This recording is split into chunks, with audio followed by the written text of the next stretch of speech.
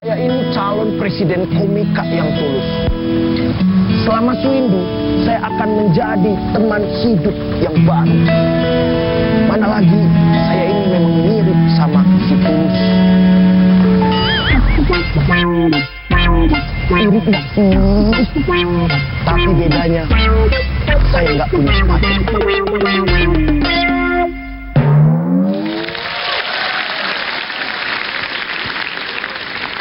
Assalamualaikum warahmatullahi wabarakatuh. Aku sayang kalian. Ini temanya pemilu. Dan sebentar lagi itu 9 April. Saya menyambutnya dengan senang, riang, gembira. Ibu saya ulang tahun. Makanya malam ini mumpung di TV, saya mengucapin ulang tahun ke ibu saya. My mom, happy birthday. I love you, I miss you, I need for speed.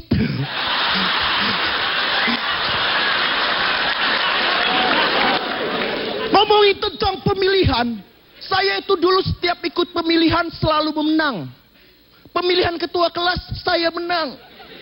Pemilihan ketua OSIS, saya menang. Pemilihan ketuaan Pak Dendro yang menang. Maaf Pak Dendro. Tapi ya, untungnya Suci 4 ini dipilih berdasarkan juri. Coba kalau dipilihnya berdasarkan penonton. Kalian pasti sudah tahu siapa yang menang. Ya nggak tahulah, hanya Allah yang mengetahui rahasianya. Tapi yang lebih aneh lagi tuh ya, itu adalah tinta. Tinta ini buat sebagian orang jadi alasan orang nggak milih. Karena tinta ini buat orang misalnya itu batal wudhu gitu kan. Dia mikir batal wudhu. Jadi saya mau usul gimana kalau misalnya di TPS ini ya, itu dibuat aja makan-makan. Makannya pakai sambal terasi. Jadi kalau misalnya orang ke TPS gitu kan, mana tangannya? Nih. Oke, masuk.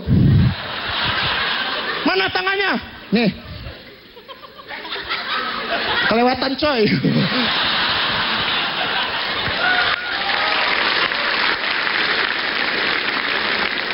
Tapi saya pengen caleg nanti yang kepilih jadi anggota DPR itu nggak ada yang korupsi. Amin. Biar penjara nggak penuh. Amin. Karena kalau penjara penuh itu kan, itu susah. Tapi lebih mudah ya, karena ada penjara mewah.